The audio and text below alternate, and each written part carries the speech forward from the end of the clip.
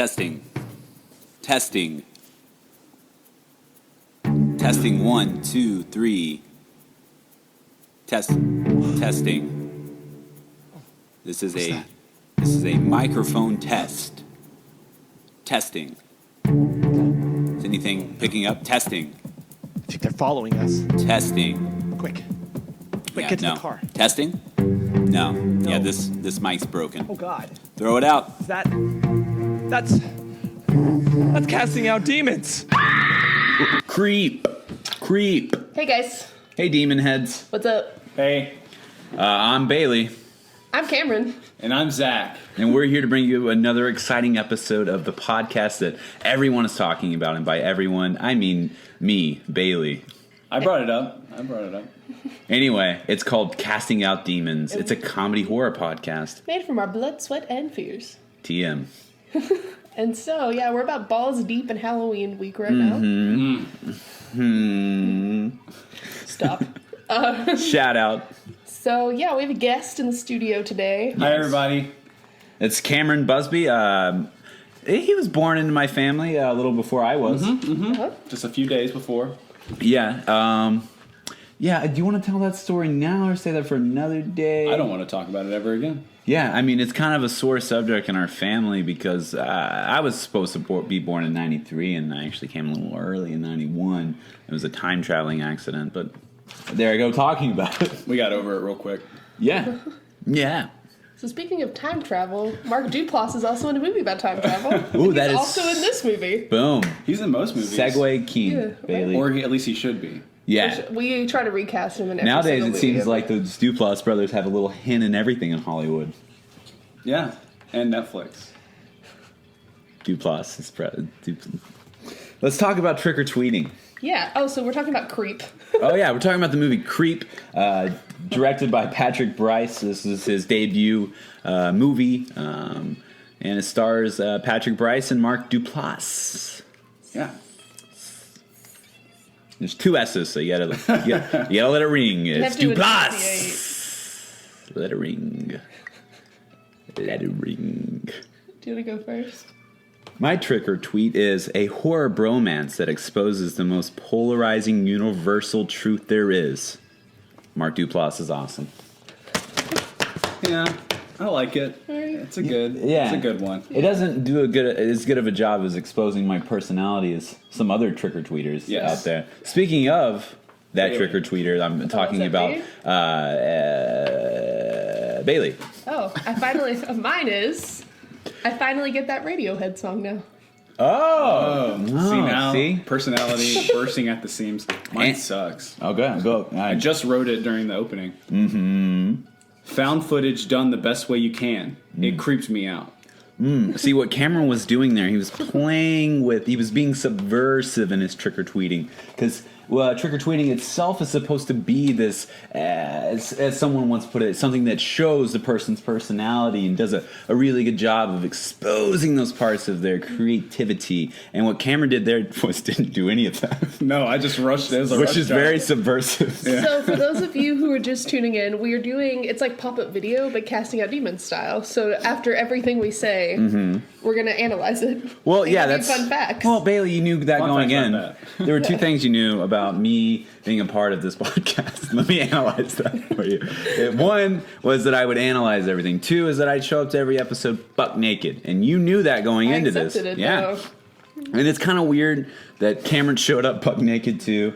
And Bailey is wearing like clothes for like 8 people. Like she's completely covered. It's really warm in here. it's I don't- really It's like warm. the John Mulaney sketch. I put on a pair of corduroys and a turtleneck, and I felt safe. Yes, and there is our John Mulaney reference of the day, which is apparently a constant thing on this And I podcast, will later love have it. my obligatory OC reference. Okay? Yes, yes. Just wait in anticipation, Demon Head. So Cameron mentioned earlier that this is a found footage movie. Now, Bailey, I heard that you actually know what found footage means, and I was wondering if you could explain that to the Casting Out Demon Heads. Okay, so found footage is it's a subgenre, depending on what your main genre is. It's more common in horror. Most common, yes. It's most common. And so what it is it lets the audience view this footage and just kind of put themselves and just place themselves into the life It's like of someone else. It's like a documentary style of Yeah. the movie where you're supposed to trick the viewer. And the first one to really do this, it comes to my mind, is the Blair Witch Project. Yeah, and then Cannibal Holocaust before that. Yeah, which is- and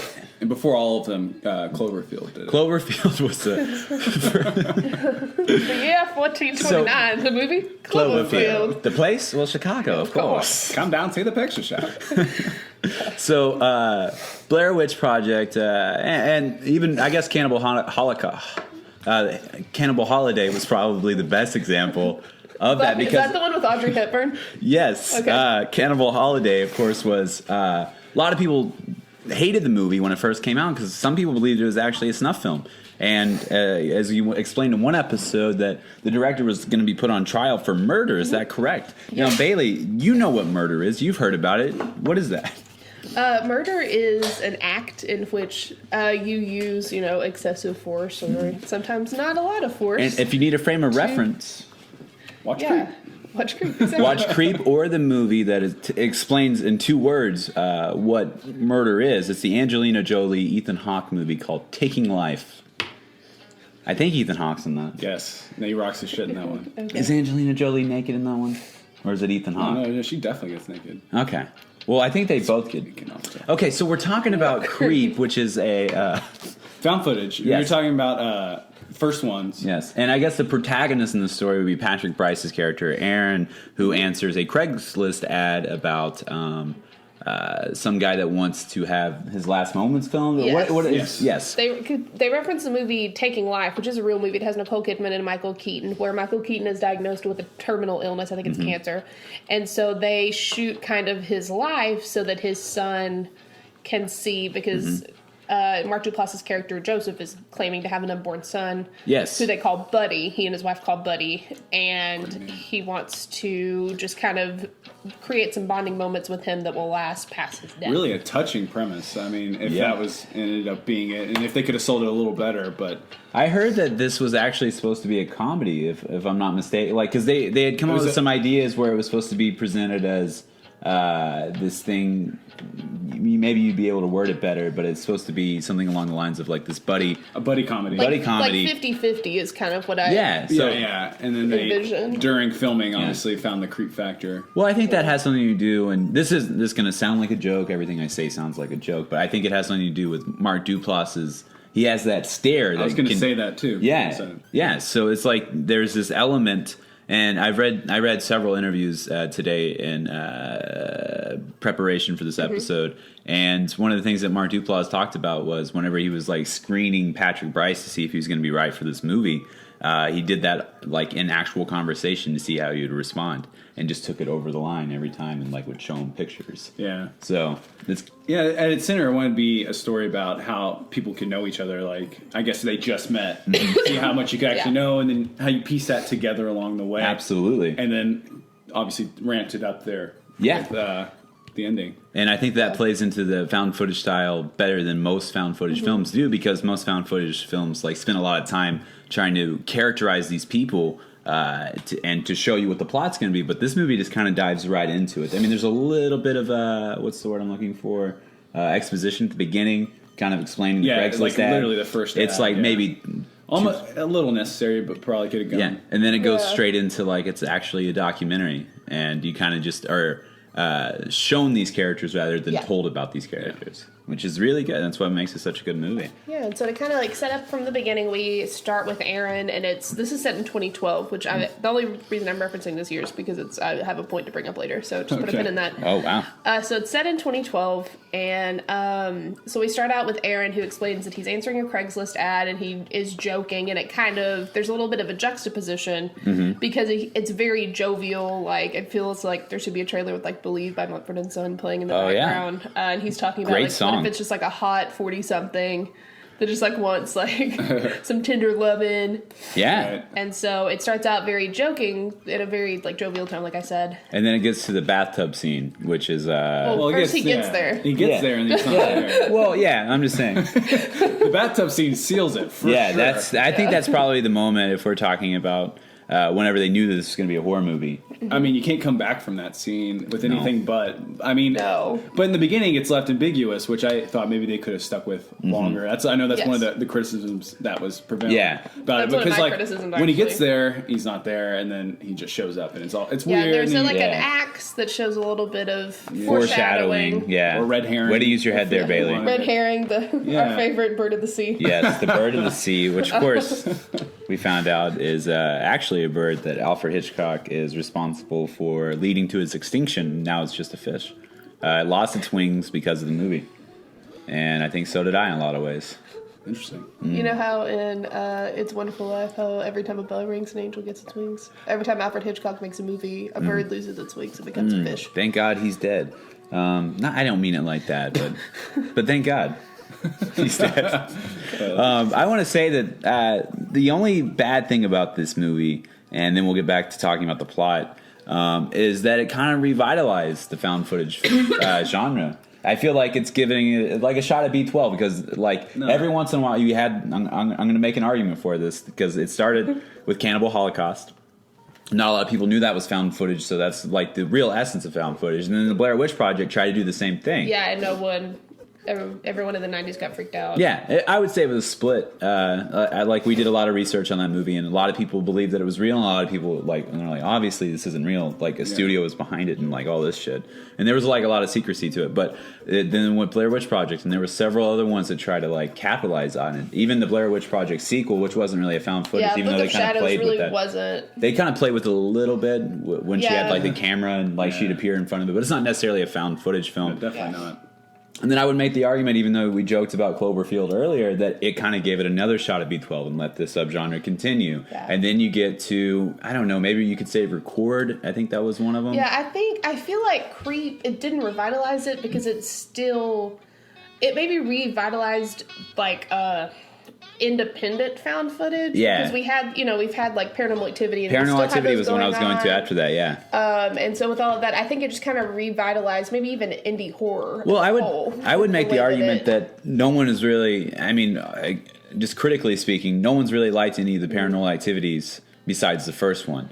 So I would argue that those are ones that are kind of meandering movies that are like, they're part of the subgenre and part of the reason Yeah. that it's dying. And then we get to this point where we have this, I don't think it's hyperbole to call this movie a masterpiece in Creep. I think for what it was, it's the absolute perfection of two people using one camera to tell a story. Well, see, I would kind of do it as either a subgenre or even a subgenre as a subgenre because we do have the VHSs, which I love and I support Yeah. wholeheartedly. Well, I haven't which seen the are third found one yet. footage. Yeah. I don't like the third one. can I skip the retract third that. one. Yeah. The first two were really good. The second Yeah. one being my favorite. And so I think that Creep kind of, it's not supernatural. It would be like a thriller, Yeah. independent thriller found footage. Yeah. Because it borderlines on horror. You're absolutely right because it is horror, more- but it's more yeah. thriller and everything. Yeah, like so psychological horror, I think, if you will. I think a good litmus test for these movies and why Blair Witch Project was good and fooled people. Yes. It was kind of almost pre-internet around Yeah. startup of that. Yeah. You could believe that if it was found, that Yeah. it was real. And Yeah, you're absolutely. like, this is fucked up. Like, I just saw this. Like, and I think Creep recaptures that. Yeah, it totally could be a real Where- thing. If it wasn't for Mark Duplass being in the movie, that there would maybe be at least one or two Yeah. people that would Right. be like, and maybe- it almost yeah. doesn't want you to. I mean, obviously, you can't do it because the internet. I Yeah, mean, the you internet. can't do it. Yeah. Like, that's why people found out about Blair Witch. Otherwise, it would just people Yeah. freaking out. Because I remember when the first time I saw Yeah. it, I was like, maybe. Yeah, and that's Cannibal Holocaust, perfect Yeah. example Exactly. of that. I mean, And that's what makes them good, and it's impossible to do. So I almost see it as Creep as almost like eulogy. Like here, this is like almost See? a peak. Yeah. VHS is a great example of that because that was more of an anthology, and yeah, you it's more of can't like a sustain it. paranormal found footage anthology. Yeah, and you can't sustain it for a long time. Like I mean, It makes you wonder because I think we'll maybe discuss this later in the episode, but Creep is going to be a trilogy. Yeah. And what makes you wonder if it's going to be a found footage trilogy or not, or if it's going to play off this character they created with the Mark Duplass. yeah, I wouldn't be character. surprised if they heard- took it a different way. Yeah, I actually heard that he's not going to be in any of the other ones. That Really? he and Patrick Bryce, from what I heard, are not going to return. wonder That how it's gonna that- be, it's going to be two different. They're gonna have interesting. So entirely So they'll different change the casts. whole like premise and plot. Yeah. Yes, I mean I heard that's that a it's better way to entirely do it. different. Then casts. how are they going to be related? I don't know. I think Yeah. it's probably, I would think, just 2-person cast and Okay. like similar setup. Okay. But Interesting. or even just them being attached to it, Bryson Duplass. Yeah. And they write in a similar vein in that, or let them improv as much as it is. And I think that what I was trying to get at earlier with these found footage things, it's like a heart rate monitor with these things. You know, you have your peaks and your valleys with it, and it seems like every 2 or 3 years one comes along, like VHS or Paranormal Activity, and now Creep is the latest one, and it kind of just gives a boost to make other ones. And I kind of think that might be bad for the horror movie. And the prime example of that is the new Shyamalan film. Yeah, well, Fails at being a found footage film. I would argue against that. I think it wholeheartedly I'm fails at it. Switzerland. I haven't seen it yet. Okay, Yeah. so we won't discuss it in front of Bailey, but whenever we have that, maybe we'll have you on for that I would love episode. to be back on to because I would make an that. argument against that completely. Okay. Just because you know how it was whenever me and you were young and making movies, that I think me and you would go to any extent to finish it as well. So I mean that would be the premise of my argument, and that's the I guess reason. I don't, but we'll say this for another time. Yeah. But I think that every 2 or 3 years you get another one, and I think that whatever the next one's going to be, it's probably going to be something that me and my brother wants to see, which is a found footage film, and I have the premise here. That film? About these film students making a documentary about a guy who claims he knows how to be abducted by aliens. Yeah, and I feel like when I saw Creep, I was like, that's how I would want to do it. Yeah. The fact that I might not be able to. I mean, Yeah, because I feel like have you seen The Fourth Kind? Yeah, I've seen The Fourth Mitrovic? Kind, and Okay. I'm one of the few people that really like that movie. There are some good elements to it, but it like points of it for me, it kind of felt like an episode of Unsolved Mysteries, and I was expecting Yeah. the dude from Unsolved Mysteries Just to to kinda walk out. come out. Yeah. Yeah, believe it or not, Fact or Fiction. Remember that show? Oh, I used to love it Great so show. much. Yeah, And then binge TLC watch it. had Urban Legend. Anyway, I never that, watched that was that. my childhood. So moving on. So there's so like we said, Patrick Bryce shows up, finds Mark Duplass, and he scares him. And so we get the first jump scare of the movie, which is one of my biggest criticisms of this movie. Jump scares? Is relying I on feel jump like scares. they relied too heavily on jump scares. and those Okay. weren't even effective. I agree with you. Yeah, totally. no, that's my. Well, I think they were just kind of playing to the characterization of Mark Duplass's character that he Yeah. would It jump. not set up not to that be a and- not Yeah. to use a pun here, but kind of to jump at the opportunity to get a jump scare across. It's just Yeah. something that's within his nature. Yeah. If you It's think just about it in the format of found footage, Mm-hmm. if you were in Patrick Bryce, you're filming, walking, looking for this guy, and he jumps out, and it obviously would Yeah, it scare would you. scare you. It's It a just- cheap scare. Yeah, and I think totally That's get where you're coming that's from what with that bothers as well, me. I though. always think about there's. I think the one is Shriek if you know what you did last Friday the 13th. I think it's that parody. It's either that or the first scary movie. I can't remember. Mm-hmm. They have a cat that jumps out and stuff, and it's called Cheap Thrill, and it makes me laugh really hard. But that's what I I think always that's think scary. of. Yeah, I think that's the second scary one. movie. Yeah, I can't remember. I think it's the second one. And so that's what I kind of always Mm-hmm. categorize it as, is because they call the cat, one of them is Cheap Thrills, and then I forgot what the other one is. Yeah. And so that's what I kind of like use as my criterion, and I just feel like at some point, I feel like it relies a little bit too heavily on jump scares. Yeah, I could see that. So I will make the argument, and I think you guys would agree with this, and at the end of the movie, that it's one of the most genuinely terrifying scenes in a movie.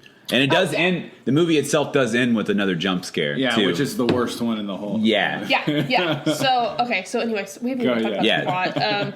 So he starts out, and Mark Duplass references the Michael Keaton film. And so they kind of set it up, and then we get an awkward Mark Duplass side bush Yeah. as he's going to get in the bathtub. I had forgotten that detail. yeah. So he winds up, he's like, I'm trying to chronicle this for my son. My wife and my wife Angela and I are calling it Buddy. He claims that he had cancer of the liver and it metastasized to his brain. Yeah, I think And so. then he said that he survived that, but then and he was in remission, everything was fine, but now it's back and it doesn't look like he's gonna make it. And so he winds up getting into a bathtub and pantomimes playing with a child. Yeah, and it's creepy, but at the same time, it's kind of just like this desperate, maybe this is actually him trying to.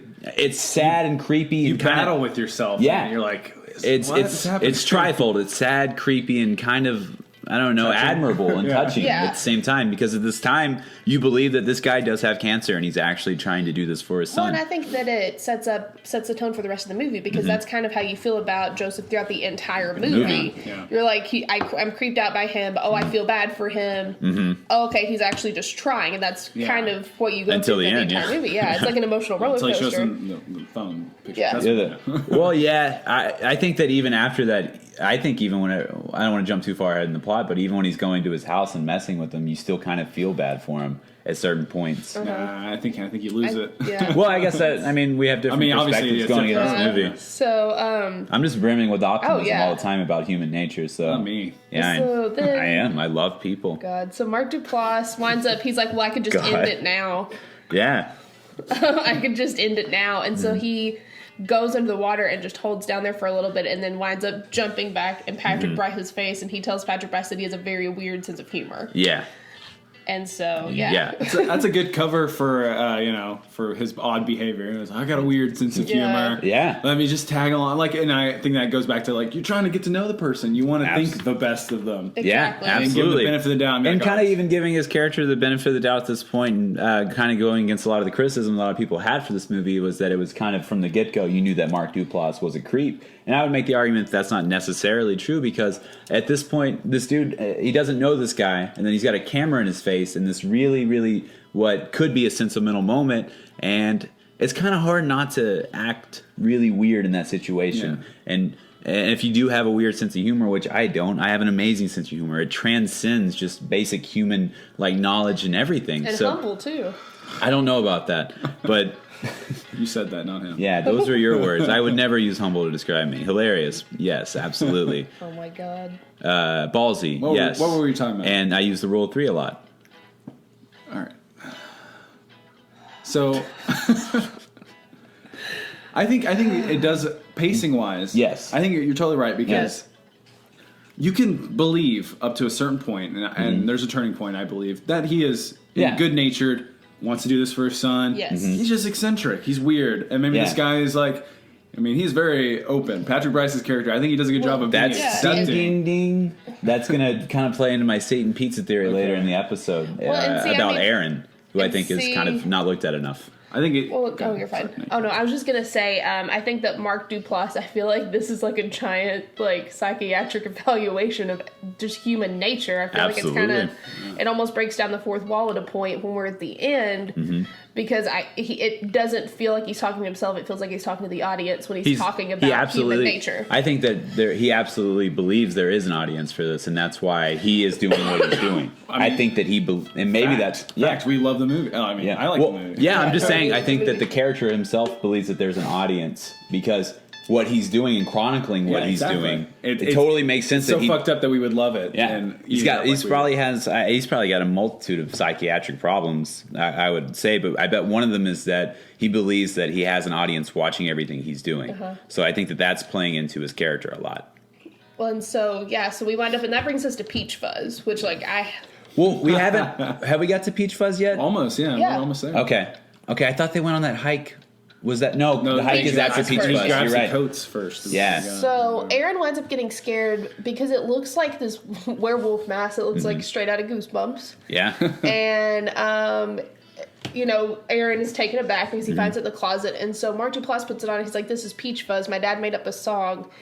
And it's like a borderline creepy. Yeah. children's- Genuinely creepy. Yeah, but it totally, at the same time, it's still playing off this could be just like a family thing. And I mean, they could just I all think- have weird senses of humor. Yeah. Right. I don't know. But- I would almost yeah. argue that his father was abusive. That's Oh, what I would yeah. argue. And that I would Peach argue Fuzz that is a I'd easily front- see that. Yeah, I would argue that Peach Fuzz is a front for his abusive father. Well, I would make the Or like argument that some maybe sort of his, childhood projection I to would make avoid the- and block out the abuse. I could see that. maybe yeah. his father doesn't even exist in the sense that he was talking about him, Yeah, because he's like, a we painted pathological those- liar. Yeah, and he's like, we painted those pictures and stuff, and I think that this is him on some sort of level also trying to cope with the abuse of his father and trying We to do- deal with his own abandonment We issues. do learn possibly what the Peach Fuzz mask. I mean, it's another story.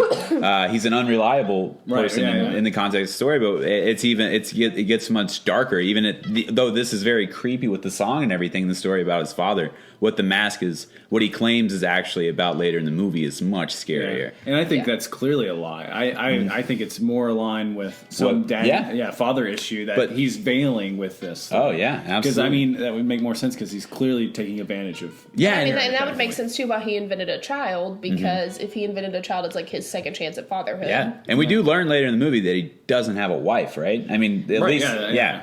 Okay, so yeah, let's move on with the plot so we can Yeah. get to like. Well, I kind of want to pause to talk about the mask for 1 second because I was Okay. reading an interview with Mark Duplass and Patrick Bryce, and they were talking about using the mask in a horror movie.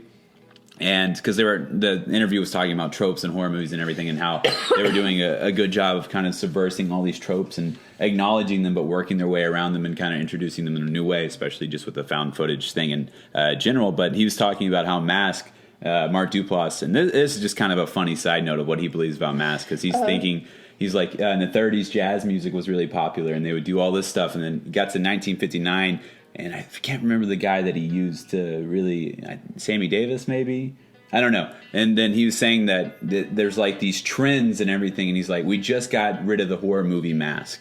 And he's like, and it's just time for it to come back now. And he's like, and I'm the guy frontier, like I'm the pioneer in bringing okay. it back. So That was some good mask work in that movie. yeah. Yeah, no, it Because was- like in the 90s, every killer had a mask. And, Yeah. without a doubt. yeah. And that was what Scream was playing with too. with the whole ghost face persona. Yeah. Anyway, so I think then they go on the Which, hike after that. sidebar, I know that I just tried to get us on. No. Our friend Caitlin and I get to go see Scream on the big screen for the first time ever. They're showing it at Alamo Village. That's awesome. On Tuesday, October 20th for $7. I finally get to see Scream. That's in awesome. the movie theater. That's awesome. R.I.P. Wes Complete Craven. sidebar. So now back to the plot. So then they go on this hike. And he's talking about going to find this. He kind of describes it like a fountain of youth, where That's like a heartstone. it's a heartstone where miracles are supposed to happen. I think that's the way he puts it.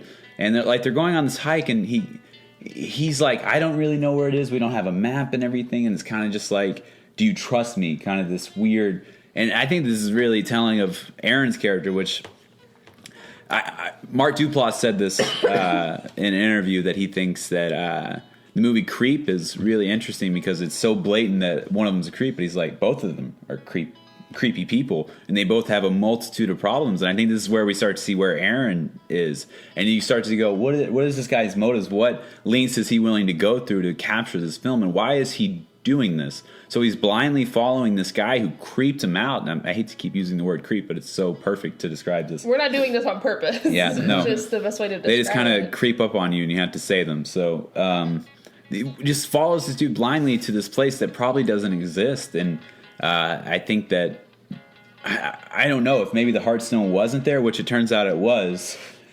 Maybe that's where Aaron's character backs out, but I would make the argument that he doesn't. I think that he is there for a very specific reason, which we'll touch back on later. But it's very telling of where the movie's going, that he's willing to just do whatever it takes. And the ending is completely explained in this scene, that he's going through these great lengths for kind of, we don't necessarily know his motives, and it's kind of open to interpretation. And I think that's what adds that other creepy element to the movie. Well, and then there's like it's very nonchalant, but he talks about how Aaron has an ex-girlfriend, and so I can't help but wonder what happened there, Yeah. and like Well, how I'm that sure plays into it. And so I think it would be kind of cool if like there's something creepy with that Yeah. happened before this. Absolutely. And So I I think define him as the a fact creep. that there's only two people in this movie, it totally lends hand to that, because Aaron's character eventually, not to spoil, well, I mean, we're spoiling the whole movie, so I'll jump a little ahead and we'll come back to the restaurant scene that takes place after this. Yeah, where they the go to- restaurant, and then we have to get to the drug scene too. Yeah.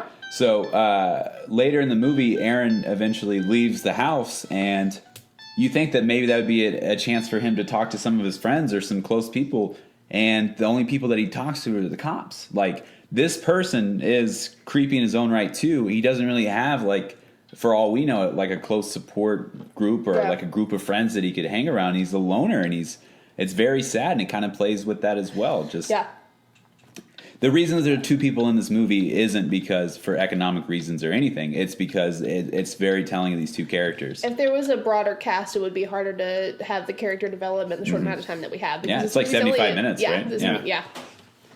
So then they go to the restaurant to get pancakes, supposed to be the best pancakes or whatever. And doesn't he admit that he wasn't sure that was true or not or whatever? He didn't know that there was a restaurant there.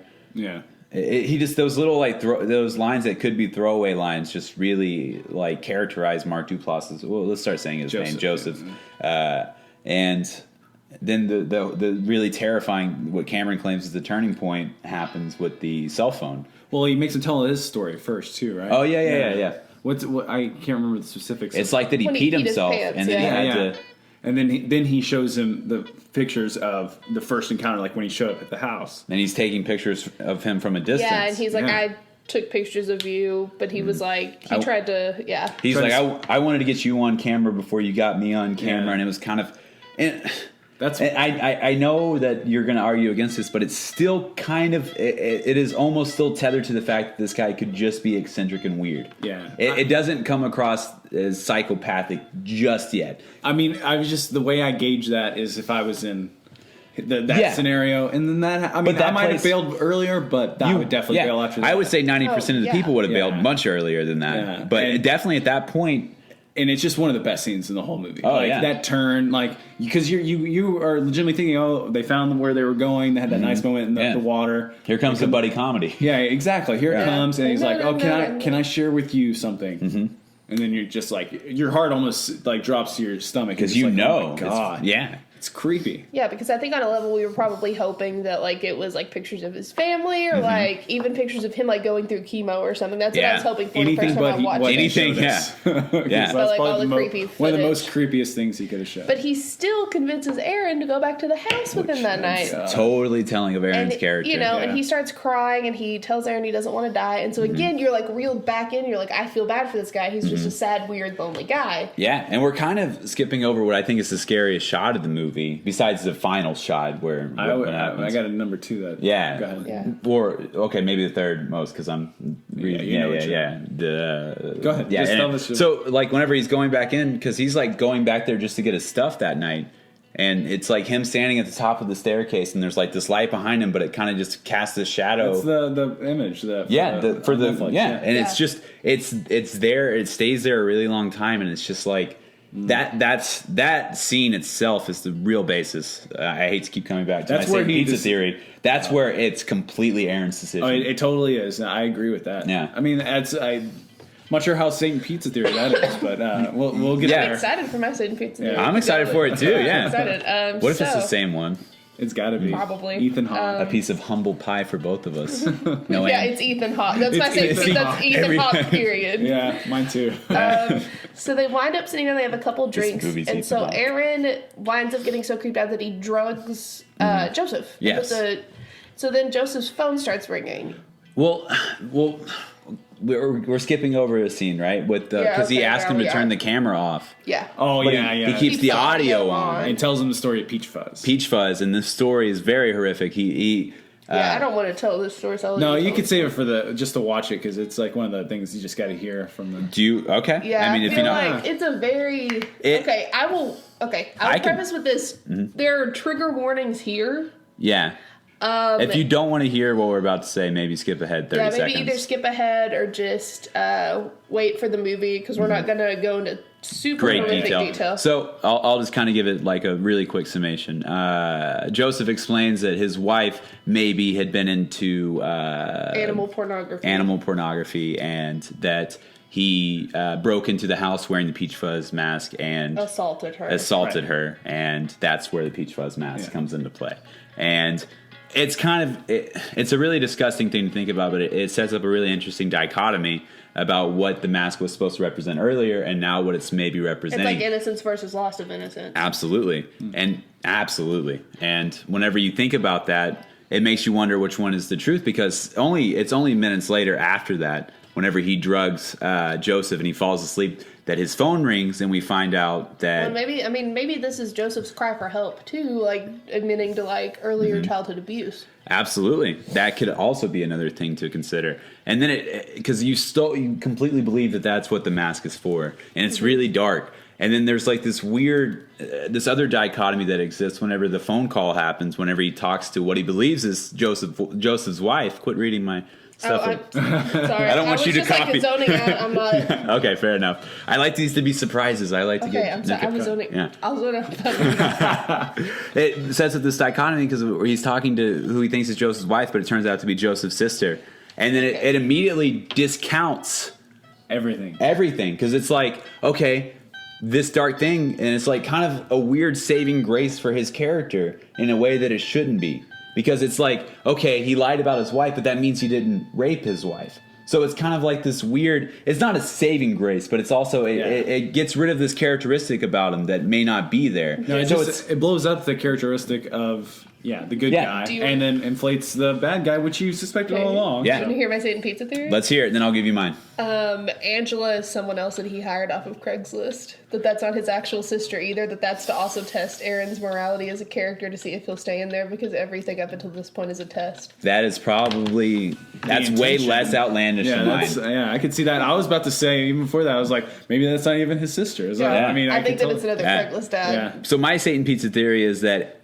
Aaron wanted this to happen the entire time. I think that he is such a lonely dude, and that he wants to make a film so great to be immortalized by, that he's willing to have his death filmed. And I think that maybe, just maybe, and this is a stretch, there's really nothing in the movie that would prove this part of my theory, that maybe he knew that this was going to happen with this specific person, that he knew that maybe he had seen him do it before, maybe he had known somebody that agreed to this Craigslist ad before that turned up dead, and that he knew that this would happen. And I think that there are several moments in the movie where he could have gotten away. He couldn't have gotten away. Yeah. Even when the point where he did get away, and then he agrees to go meet him later in the movie, and he sets up the camera to show it. Yeah. It's just like, I mean, I don't think he intended himself to get killed in the film. Yeah. I think maybe he stuck around because it was interesting and maybe wanted to get it on film.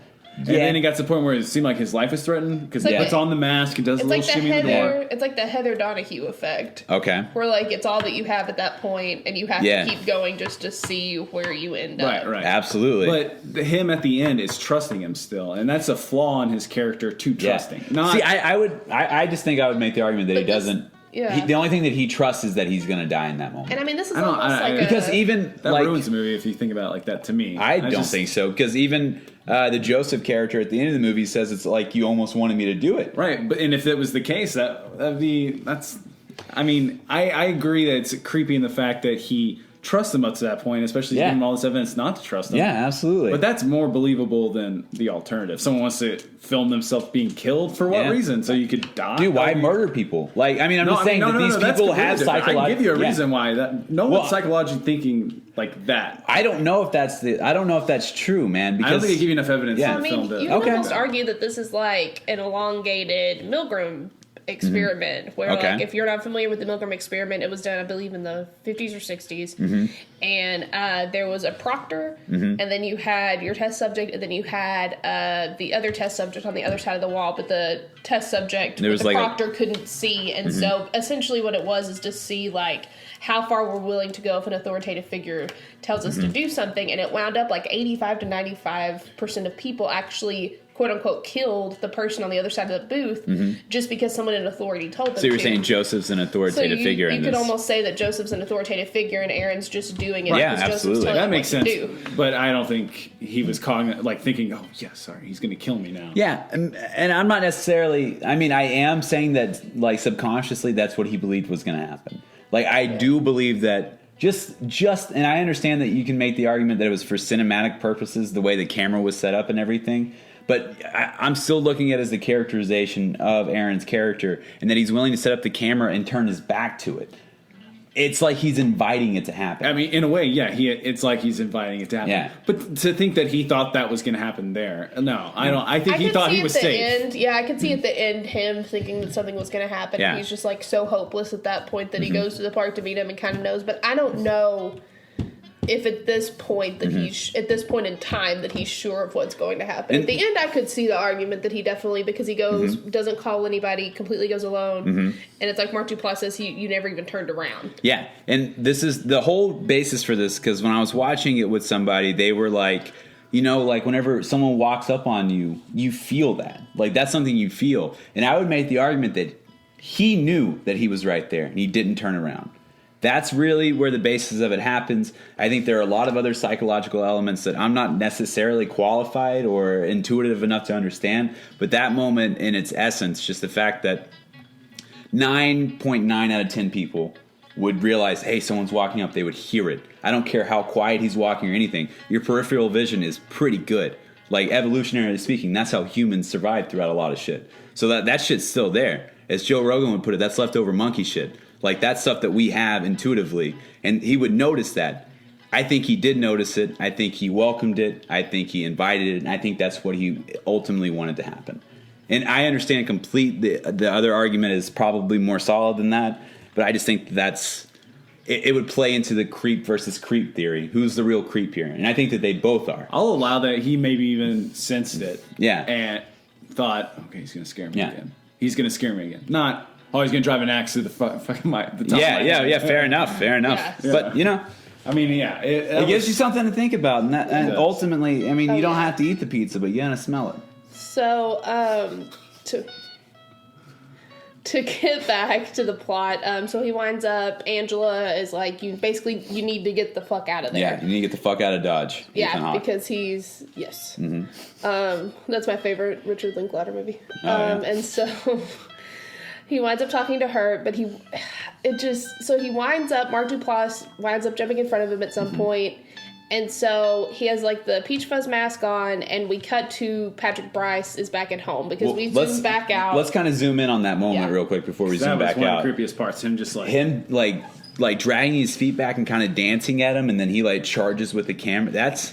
The movie could have ended there, and I wouldn't have been that disappointed. Like, that's how... We do love it. We live for an ambiguous ending here. Yeah. Yeah. And the ending we get is not ambiguous. It's pretty cool. No, it's pretty straightforward. It's cut and dry. Yeah. Okay? But like, if you think about it, when they shot the movie originally, that's where they probably stopped it. Yeah. Yeah. Because then at that point, because I know from a production standpoint, that's when they went to the producer. I forget the guy's name. Do you have it down? Maybe I should look it up. You guys keep talking. But Okay. they brought it to this guy, and they showed him what they had, and he was really hesitant because this guy's like the found footage dude. And he's like, I get presented with found footage films all the time. He's like, I don't know if you guys want me to do this because I don't know if you guys are going to be able to do this the right way. It's Blumhouse. Jason Blum. Yeah, Jason Blum. Blumhouse. Oh, yeah. And he brought it to Does Jason every Blum. I thought it was stupid. I was like, it's Blumhouse.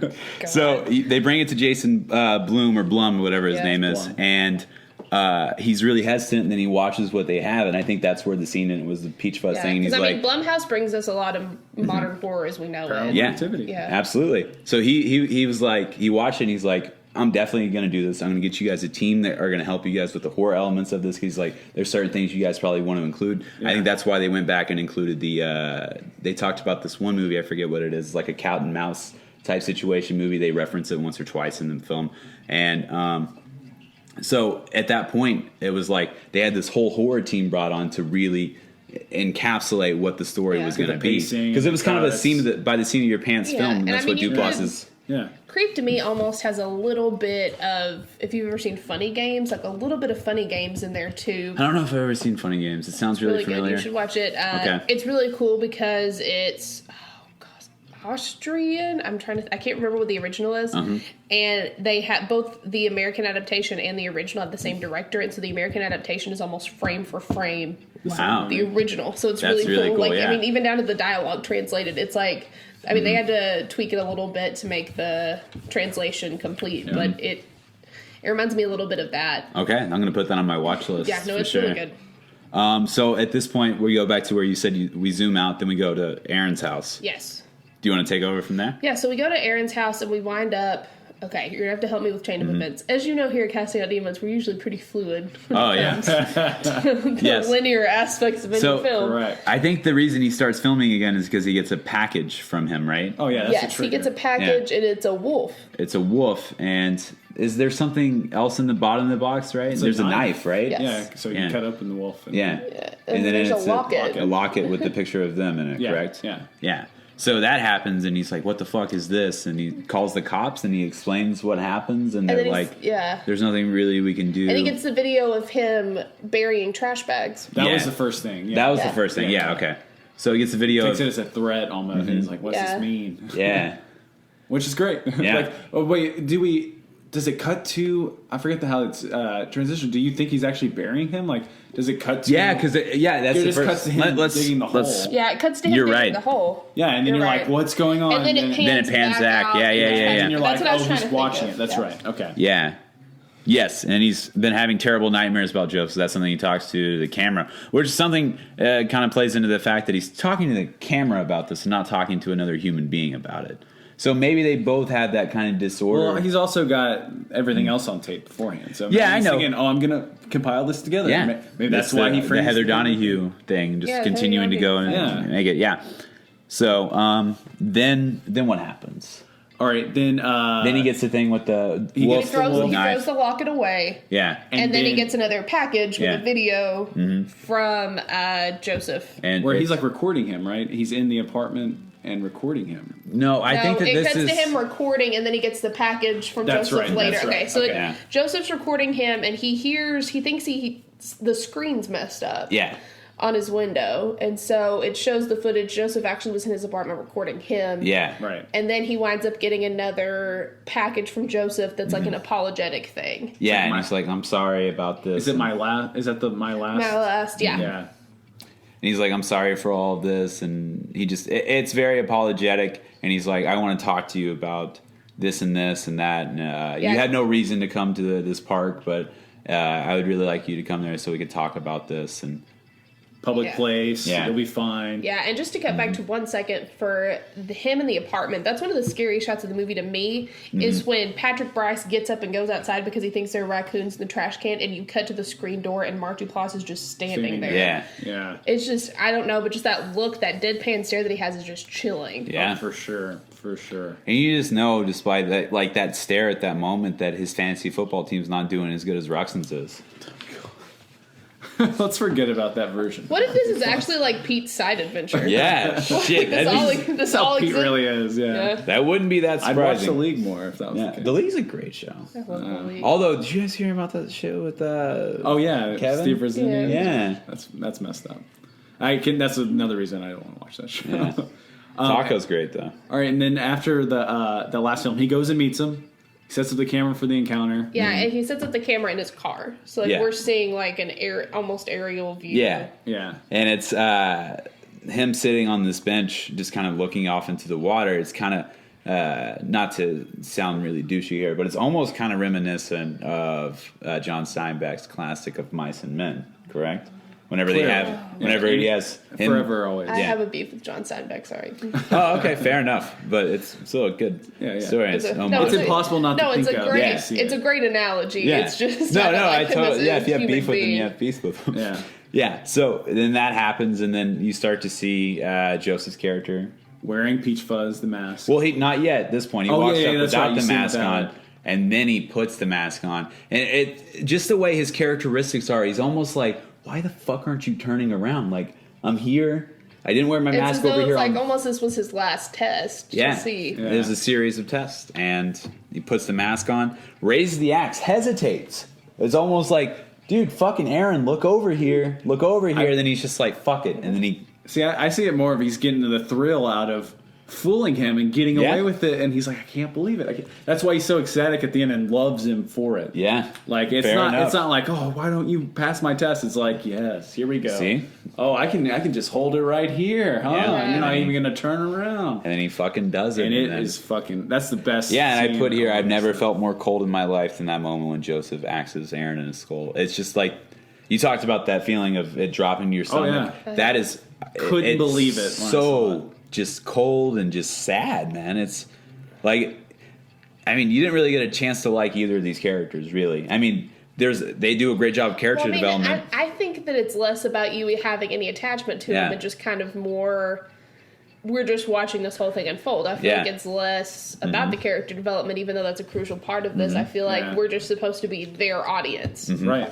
Totally. Absolutely. And then it cuts to, and A couple jump scares, right? He comes to the car, jumps Yeah. in that, Yeah. and then it pulls back for him. and you think the movie's over, then it goes to, and he's showing his movie collection that he's been apparently doing this for a really long time. yeah. And Well, I mean, you could even argue Satan Pizza theory that that river was immortal or whatever, and that like fountain of youth was actually real, and he's been doing this for like Nice. decades. that would Right be on. interesting. That's Yeah. That's another interesting Satan pizza theory. Because you see the VHS tapes and Yeah. then the DVDs on Yeah. throughout. Yeah. Now he's got them all on a hard drive. Now you said there was something important about the year 2012. What is that? Okay, so this is what I'm wondering. Yeah. In the trilogy, is it going to be set after 2012 or before 2012? Yeah, they could play Yeah. around with Was that. my Yeah. I think that 2012 was chosen deliberately so that they had a little bit of wiggle room whether they were going to do modern day or go back. Yeah, Right, fair yeah. enough. So that was just that was my question Forethought. to get y'all's Yeah. opinion. I what would. you thought. I don't think that's I think ridiculous at all. Duplass is a genius. What would you change? What would I change? Like I said, sometimes I feel like I realize a little blah blah blah. Blah, blah, blah. I feel like I relies a little bit too heavily on the jump scares. Like, I think that the first jump scare that we get, like the first couple, especially the one in the bathtub, I think is essential. When he's like, I'm just kidding around, like, I have a really weird sense of humor. I think that that's essential. But I think as time goes on, they sometimes rely a little bit too heavily on it. And I don't know whether Maybe that's that's- intentional or not to Maybe play that's around. whenever Bloom came in. Yeah. I don't know. I mean, because like if you really think about Paranormal Activity, and as scary as that movie was, a lot of the real scares in that movie were jump scares. Oh, yeah. So even though I think the scariest part of Paranormal Activity is whenever her name's Katie, right? Yeah. It's And Katie whenever with she's saying we're going to be just fine or something, and then it just kind of has that overlay of the demon's voice with it. Oh, yeah. Hands down the Tilt scariest. tone. Yeah, that's the scariest part of it. But I'm just saying, like, maybe whenever they had outside productions, like, hands in it, they were like, this is... I could totally see that. I Yeah. mean, especially Blumhouse. I mean, they know jump scares work Yeah, to a they- certain point. yeah. Yeah, because I mean they've done everything. They've had their hands, I feel like, in Sinister and Insidious and everything in between. So Yeah. Oh, yeah. I might he be can, totally wrong. No, but they've done a you're lot. totally with right horror, because I listened to a podcast with Jason Blum on it. Yeah. And he can make any movie for under $4 million as long as it's a horror movie. They shoot in Yeah. LA.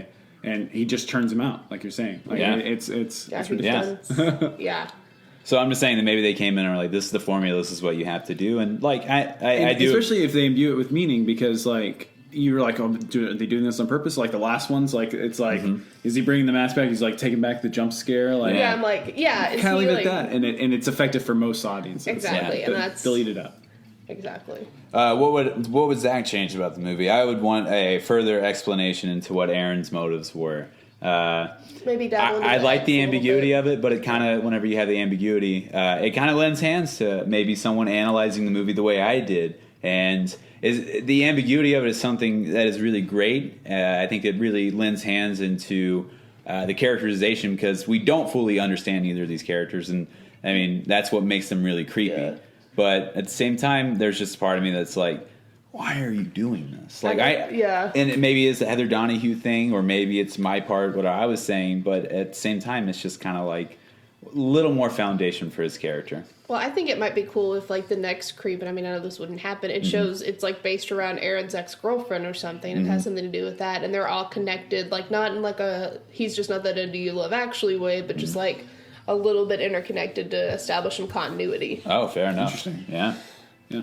Because, I mean, that character was brought up for a reason. Yeah. Yeah. Yeah. What would I change? Yeah. What would you change? You know, I'm trying to think about it here, and nothing's really jumping out. And I know Yeah. it sounds shitty. It's like, oh, I wouldn't No. change a thing. 'Cause No. it's great, but I do love this movie a lot. I don't agree with further characterizing Aaron. I thought it was perfect Fair enough, in that yeah. sense.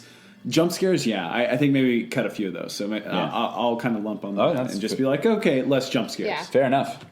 Fair enough. So let's get into everybody's favorite new segment, brought to you by Bailey McLeod, the Cloud Perkins, and ding ding ding, That's actually what my middle name is Spanish for, the cloud. Le Cloud. Yeah. Rain it down on me, Bailey. Who do you got for your? For casting? Aaron, I said Adam Brody. Fair enough. And then for Joseph, I said Bill Hader. Because Bill Hader Bill is like- Hader. yeah. Yeah. An interesting movie. I don't know. It'd be funnier for sure. Yeah. Yeah, I don't, that ending, if that was the movie, man, that would just freak me out. I And don't just know. because Bill Hader's like taking this dive into serious acting. Yeah. I mean, like Skeleton Twins is like one of He my literally favorite took a dive movies. in. Yeah. He literally took a dive in to save Kristen Wiig. Oof. But I think that he would be really cool as a creepy character. Absolutely, he's got the eyes for it. Interesting. I hadn't thought of him Yeah. for that. Yeah. Okay. So for mine, it's kind of a cop out, but for Joseph, I have Jay Duplass. I almost said that. Yeah. I mean, if anyone is able to kind of recapture what Mark Duplass Gotta brings, keep it's it in the Joseph. family. I mean, not Joseph, Jay. And I don't know if you guys know this, but Jay's maybe a better actor than Mark. I don't know if you guys have I seen haven't seen, what is the movie about the Manson family where he plays? Manson Family Vacation. Yes. Yeah, I've seen clips from that. That looks great. I haven't seen the movie yet. haven't seen it but yet. I like his character so much in, what is it called? What is that? The Amazon show with... Transparent. Oh, Transparent. Like his character in that, it's a completely different style of acting, but I don't know, man. You think he could carry the charisma as well as Mark? Absolutely. And I think that, I mean, Mark is charismatic in a different way that Jay is. Jay is somebody who is like, he's charismatic because he's insecure. It's a front, and I think that might lend hand to this character a lot.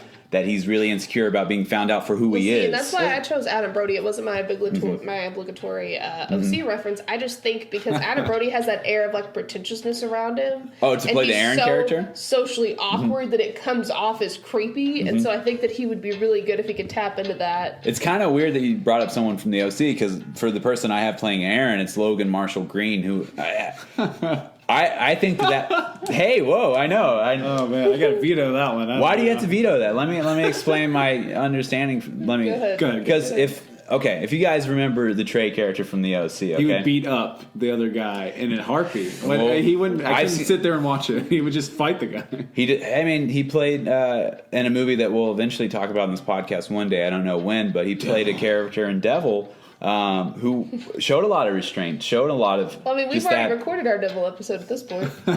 Sure. So I don't know, Who man. knows? We're recording this all out of order. So Logan Marshall Green is a very talented actor. First of all, second of all, it's behind the camera a lot, and in just a lot of those mannerisms that are. I mean, he's monosyllabic or whatever. How do you say that? Monosyllabic in a lot of his responses, and I think that would really lend hand to the Aaron character a lot. And maybe it would have to play in a different way than Patrick Bryce did, but I don't know. I think that dude could totally handle it. Now, I have to admit that he was on my mind because I watched Devil so recently, but I totally think he could handle it, and I think that would be an interesting pairing. Interesting. Yeah. Do you want to? Yeah, I got mine too, and it'll change the movie, but Okay. it would heighten it a lot. Okay. So for Aaron, I would have Seth Rogen. Seth Rogen, right? And on? for Joseph, I'd have James Franco, and then we'd have the Oh my ultimate God. buddy creep.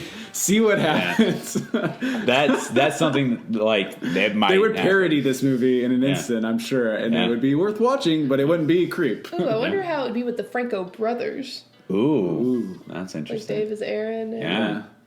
I just love the idea of James Franco killing Seth Rogen there at the Yeah, end. that'd be pretty I silly. really want to see The Night Before, by the way. The new Oh, that Megan looks really movie. good. Yeah. Yeah. Joseph Yeah. Gordon-Levitt in a Dude, comedic role. I don't know if you guys have seen the extended trailer for it, but there's like I'm staying away from the trailer. I just want to run fresh. the scene where they're in the church. And he takes mushrooms in the church, and then he's like staring at the baby, and he's just like, ah. I can't obviously And do what it's- Seth Rogen, is but it it's Jillian? Oh, what is her last name from Workaholics? yeah, I know who you're talking about, God. but yeah. I don't know her name. Makes it. She was in the second 20. She's in 22 Jump Street, Yeah. right? Yeah. She was was great. the one that Jonah Hill was like. She was like always Kiss fighting. Yeah. Yeah. So she's great. Okay. Okay, yeah. so Bailey, on a scale of 1 to 10, you can use point decimals. What do you give it? 8.4. 8.4. I give it a 9.6. I say it's near perfection. To make a movie with only 2 characters that scares the living shit out of people is truly an applause-worthy accomplishment. I want to give it a 10. Yeah. I'm going to give it a 9.8 because 9.8. I mean they could have Yeah. took out those jump scares. Yeah. A few of them. There's always room for improvement. But it is near perfect. Probably the best movie I've seen this year. Yeah, no, Yeah. it's definitely one of my top 10 from 2015. Well, I think it's top 3 for me. I think that we all hold it in really high regard. Yeah, no, I mean, I really respect it. Yeah. It's just the jump scares take away a little bit for me. Yeah. I want a little bit more into, me, I like to dive into people's Yeah. psyche, and so I really want a little bit more of I mean, background Yeah, and that's what's so without great. ruining it. That's what's so great about this podcast, and almost ironic in the sense because we talk about all these movies, and as much as we love all these films, there's always room for improvement, and that's lends hand to the conversation and the ambiguity that exists in the nature of the movie. And it's ironic because, I mean, there's really no room for improvement in this podcast. It's a perfect podcast in every essence Oh, of yeah. the word. Perfect. Write that down. Perfect podcast. Perfect podcast. Maybe we should, I don't know, job. maybe make the change, but if we make the change, that kind of defeats the purpose Yeah. because then the title wasn't You're perfect right, from the Zach. It get-go. defeats the purpose. Did I say purpose? Purpose. It defeats the preface, is what I meant to say. Destroys preface. it. Yeah. The pre-feast. The feces. The pre-feast. The breakfast. The pre-feast. Oh my God. Okay. So, We're wrapping up now, huh? Yeah, so thank you, Cameron. Thanks Cameron, for having me. coming on. I was really excited when you guys told me you guys were doing this. I was like, bring me back on for Creep. Yeah. Yeah. And this was a spur of the moment thing. I contacted Cameron 10 minutes before we started this, Yep. and he was just down and was down like ready a to clown, go, too. yeah. Well, Ready this to is go. actually, we'll hear again from Cameron later on actually before this, during Halloween Yeah. week, since we're recording everything out of order, so. Yeah, we'll have to remind me what that movie is that he's coming on for Yeah. then. But yeah, I think Remind me too. 'Cause Yeah. I might want to I watch have it. it. I have it written down. We'll Cool. talk about it off my. What is our plug-in thing called? Now it's time for some bone plugs and harmony. Yeah, that's what it That's what was. it was. I thought it was plug it in. I thought it was Bone Thugs and Harmony. You tried so hard, Cam. Now, So thank you to Jackson for our intro outro. Thank you to Zach also for some original scores. Yes. Now in stuff. the podcast. Also thank you to Lauren Cecilia Mims for our cover art. If you want to check out more of her stuff, her website's just laurenceciliamims.com. She's a lot of really cool stuff on there. Zach, what do you have to plug? me and Cameron are working on a script. You know? Yeah. Yeah. Yeah. Cameron just read it, said he liked Trying it. to fix it, but Yeah, it's already fixed. it truly is fixed. Yes, that's the name of the. Truly. That's the name of the script. Is fixed. Actually, that's not a joke. We still got a lot of work to do. That's Yeah, also that's the fun part though. Yeah. We're about to get our hands dirty. we're gonna do it. We're gonna do it real good. And we got the podcast. We got the podcast. Truly, that's coming to a theater near you. Not I actually talked about in the episode before how we're talking about maybe getting Uncle Rick involved. So Oh, cool. Yeah, I already talked about Truly Sweet. a couple times, and yeah, that'll be coming out soon. And if you want to follow Cameron on Twitter, what's your Twitter handle? Let me think. I think it's Grim Gravy X with the @ symbol beforehand. I just joined Facebook. You can find me Cameron Busby. Yes, and my Twitter handle is Cameron's Twitter handle, but backwards. And yes, that means you have to put the @ symbol at the end. Normac. Normac McCourthy.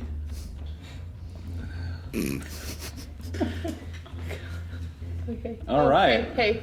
Thanks for having me, guys. This was a blast. Yeah, I love it here. Great theater. great It's, studio. Good studio. Good people. Good crowd. Thanks, guys. Thanks for watching. Yeah, you guys are the real demon Yeah. heads. You're the real MVP. Yeah. And, you know, Bailey, I love how you have this no clothes policy and no closed doors, no clothes required. And I really respect you you. for that because, like, I don't know. I'm an artist and I need things to hang out. You know, Yeah. I need things. I don't And, you know, care. I've already talked many times. I know all the demon heads know this. So I've talked extensively about my workout routine. And it feels great now that I'm in the best shape of my life. And, you know, I got some stuff to show off. And, you know, it feels good to not have to. I come in unencumbered and it allows me to talk freely about the movies. And I couldn't do that without you. Got a good 6-pack too. Got to get 6-pack. Yeah. I'm on Twitter at Bailey McLeod. I have a blog, nobodyputsbaileyinthecorner.wordpress.com. Are you on Hello Giggles? I am on Hello Giggles. Hello. Hello. I'm on the third page of contributors. Have some pieces out right now. So yeah, look Yeah. it up.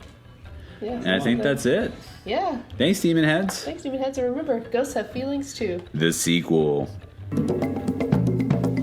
Casting Out Demons is a podcast that you can't listen to with your eyes. It is created by Bailey McLeod Perkins, starring Bailey McLeod Perkins and Zach T. Busby. Original music brought to you by Jackson King. Original cover art provided by Lauren Cecilia Mims. The original score was provided by Zach T. Busby. What is a podcast? What does it mean to cast pods into the world? Are we talking about peas? Are we talking about different other meanings of the word pod? The truth is no one knows, and that's where religion comes in. You have to have faith. You have to have faith.